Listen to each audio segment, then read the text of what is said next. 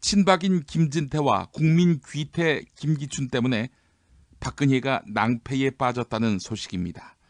김진태가 주도해서 형사소송법을 바꾸지 않았다면 정호성의 녹취 파일은 법정 증거가 안 됩니다.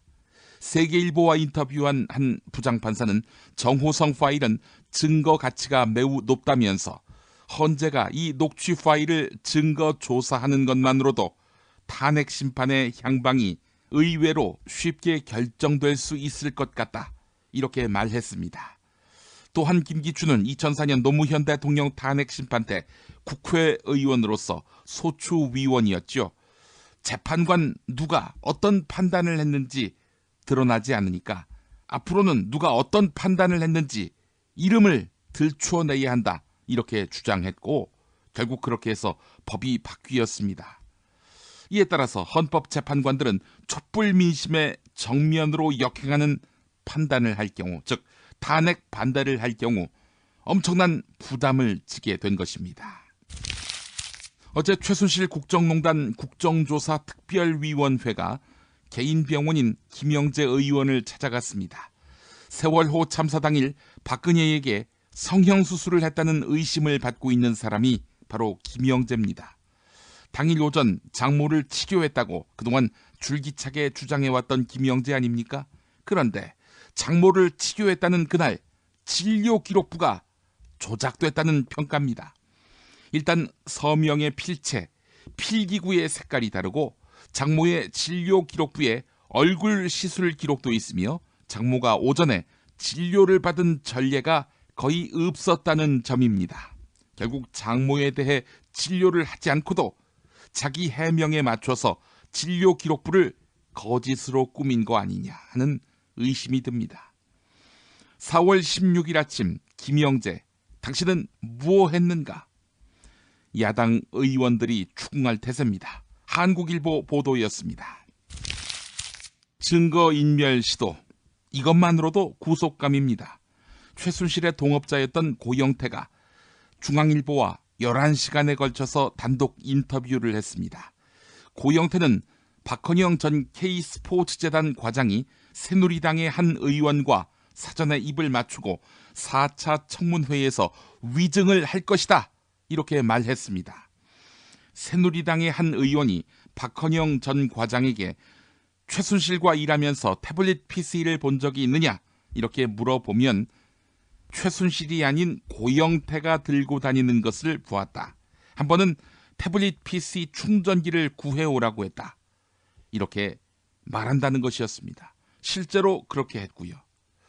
한편 2014년 7월 새누리당 전당대회, 김무성과 서청원이 격돌한 이 전당대회에서 최순실은 서청원을 밀어야 한다라고 박근혜에게 말했다고 합니다.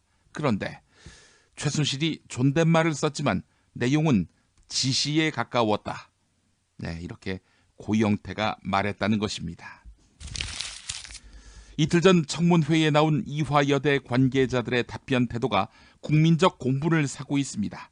의원들이 집요하게 캐물었지만 최경희 전 총장과 김경숙 전 체육대학장을 비롯한 인사들은 그런 사실이 전혀 없다, 있을 수도 없는 일이다 라면서 부인했습니다.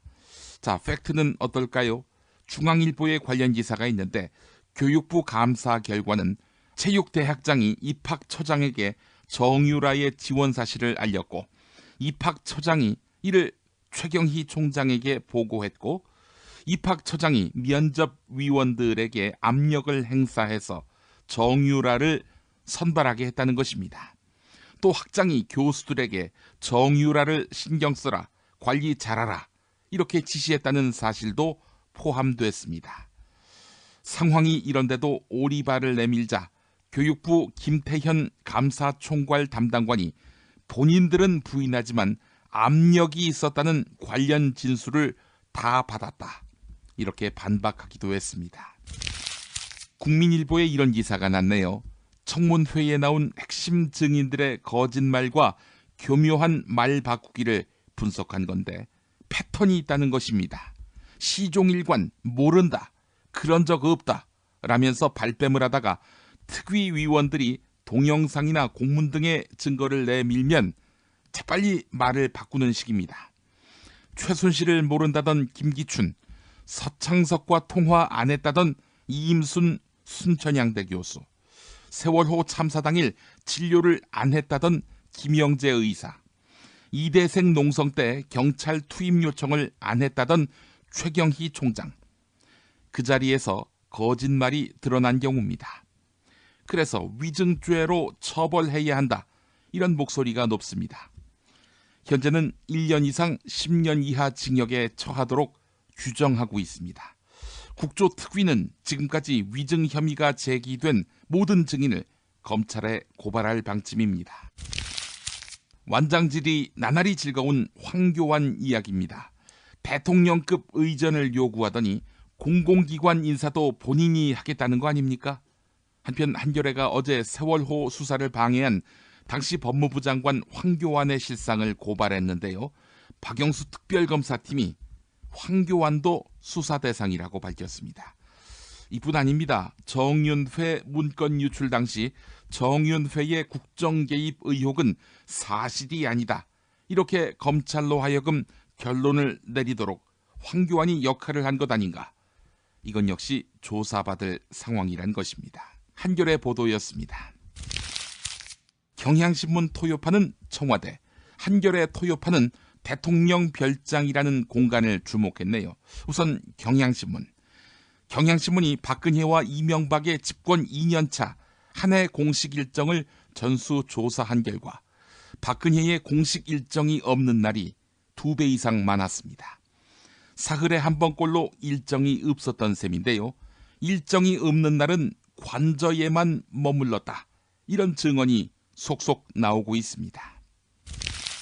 한겨레는 박근혜에게 저도의 추억이 있는 저도를 주목했습니다. 거제도 쪽에 있죠.